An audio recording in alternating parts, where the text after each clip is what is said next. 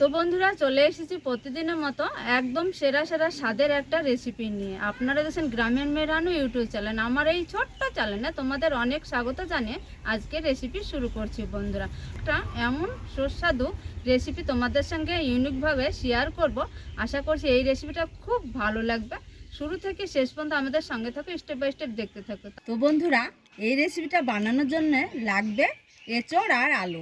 Already আলু আর এঁচড়টা আমি আগেই সেদ্ধ করে নিয়েছি বন্ধুরা। আমি সেদ্ধ করে নিয়েছি এঁচড়টা খুব সুন্দর করে আঙ্গুল দিয়ে টিপে টিপে আমি চটকে কিন্তু আগে প্রথমে মেখে এঁচড়টা খুব সুন্দর করে হাত দিয়ে টিপে টিপে আমি একদম মেখে নিয়েছি।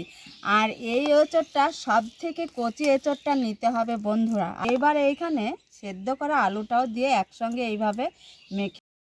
তো বন্ধুরা এঁচড় সেদ্ধ করার সময় সামান্য একটু কালার অনুযায়ী হলুদ দিয়েছি। একটু আলু দিলে পারে বাইন্ডিংয়ের কাজটা খুব ভালো হবে, তার জন্য একটু আলু দিয়ে এঁচড়ের সঙ্গে ভাপিয়ে নিয়েছি।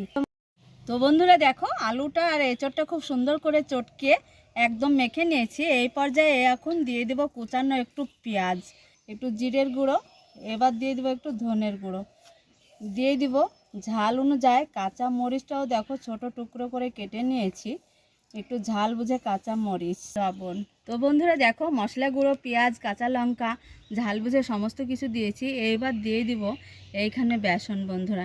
একটু বেসন দিলে বাইন্ডিংয়ের কাজটা খুব ভালো হয়। এবার দিয়ে দিব একটু কালার অনুযায়ী হলুদ। একদম হাত দিয়ে ঠেসে ঠেসে কিন্তু চটকে চটকে মেখে নিতে হবে আগে পেঁয়াজটা। তো মশলা দিয়ে এঁচড়টাকে খুব সুন্দর করে একদম চটকে চটকে মেখে নিতে হবে। তো মাখিয়ে নিয়েছি, এবার ছোট ছোট করে একটু কেটে নিব, এই যে দেখো। আর এইভাবে একটু একদম গোল গোল করে শেপ দিয়ে নিব। এই কোপ্তাটা খেতে কিন্তু গরম গরম ভাতে খুব ভালো লাগে বন্ধুরা। করে নিব তৈরি। হাতে একটু তেল নিতে হবে আর প্লেটে একটু তেল আমি মাখিয়ে। তো বন্ধুরা দেখো খুব সুন্দরভাবে বলগুলো তৈরি করে নিয়েছি। আমি আমার পছন্দ অনুযায়ী করেছি, তোমরা যেভাবে পছন্দ করতে পারো সেই অনুযায়ী এইভাবে বলগুলো তৈরি করে নিতে পারো, চ্যাপটাও করতে পারো। 2 টুকরা আদা, কাঁচামরিচ, 2 টুকরা দারচিনি, কিছুটা গোলমরিচ দানা, একটু কেটে রাখা পেঁয়াজ করে আমি একটা পেস্ট তৈরি করে। তেল দিয়েছি ডুবু ডুবুর তেলেই কিন্তু বড়াগুলো আমি ভেজে নিব। আর তেলটা খুব সুন্দর করে গরম করে নিতে হবে বন্ধুরা। কড়ার তলাতে যতটা ধরবে সেই মাপে দিয়ে দিব। আমি বলগুলা খুব সুন্দর করে ডুবু তেলে একদম ক্রাঞ্চি করে ভেজে নিয়েছি দেখো। আর কালারটা দেখো শুধু বন্ধুরা, দেখতে যেমন সুন্দর, খেতে দারুণ লাগে। এটা শুধু মুখে খেতেও খুব ভালো লাগে, রান্নার পর তো ভাতের সঙ্গে একদম জমে যাবে। কতটা লোভনীয় হয়েছে। এইভাবে সবগুলা ভেজে নিব দেখো বন্ধুরা। সুন্দর করে ভেজে নিয়েছি আর কালারটা দেখো বন্ধুরা, খেতে কিন্তু দুর্দান্ত লাগে। এই বড়াটা খুব সুন্দর করে ভেজে নিয়েছি। এইবার চলে যাব রান্নার কাছে। তেলটা পাল্টে আবারও রান্নার সরিষার তেল দিয়ে দিয়েছি। আর দেখো এখানে বেশ কিছুটা আমি পেঁয়াজ কুচানো দিয়ে দিব।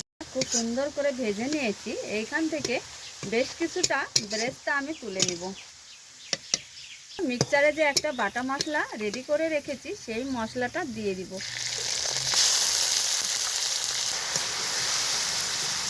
এইখানে ছিঁড়ে একটা তেজপাতা দিয়ে দিব। এবার দিয়ে দিব পরিমাণ মতো একটু জিরের গুঁড়ো, সামান্য ধনের গুঁড়ো, একটু ঝাল বুঝে ঝাল লঙ্কা গুঁড়ো, দিয়ে দিব পরিমাণ মতো হলুদ। এবার দিয়ে দিব বেশ একটু জল দিয়ে মশলাটা খুব সুন্দর করে কষে নেব। তো বন্ধুরা দেখো মশলাটা খুব সুন্দর করে কষিয়ে নিয়েছি। মশলা দিয়ে সুন্দর একটা সুগন্ধ চলে এসেছে। আর দেখো মশলা দিয়ে তেল ছেড়ে দিয়েছে একদম। এইখানে পরিমাণ মতো ঝোল দিয়ে দিব। এবার দিয়ে দিব লবণটা বাকি আছে বন্ধুরা, স্বাদ অনুযায়ী লবণ। এই ঝোলটাকে ফুটিয়ে নিব, যতক্ষণ না ফুটছে একটু অপেক্ষা করব। তো বন্ধুরা ঝোলটাকে খুব সুন্দর করে ফুটিয়ে নিয়েছি। এবার দিয়ে দেবো এঁচড়ের কোপ্তাগুলো।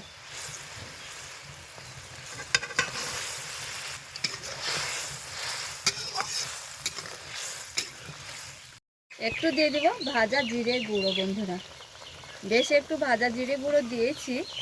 কোপ্তাগুলো একদম রান্না হয়েছে। এইখানে হালকা করে একটু চিনি দিয়ে দিব স্বাদ ও ব্যালেন্স ঠিক রাখার জন্য বন্ধুরা।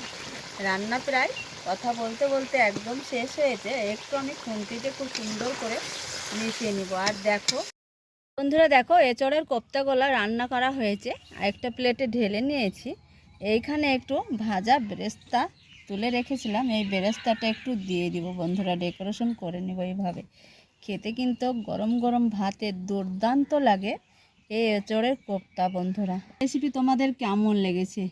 আশা করছি খুব ভালো লাগবে এই রকম রেসিপি বন্ধুরা। ভালো লাগলে অবশ্যই লাইক, কমেন্ট আর একটু শেয়ার করতে যেন ভুলো না বন্ধুরা। এই পর্যন্ত রেসিপি শেষ করছি, পরবর্তী রেসিপি নিয়ে তোমাদের সঙ্গে দেখা হচ্ছে। আর দারুণ স্বাদের এই এঁচড়ের কোপ্তাটা স্বাদ হয়েছে বন্ধুরা। যেখানেই থাকো ভালো থাকো, সুস্থ থাকো, তোমাদের টাটা।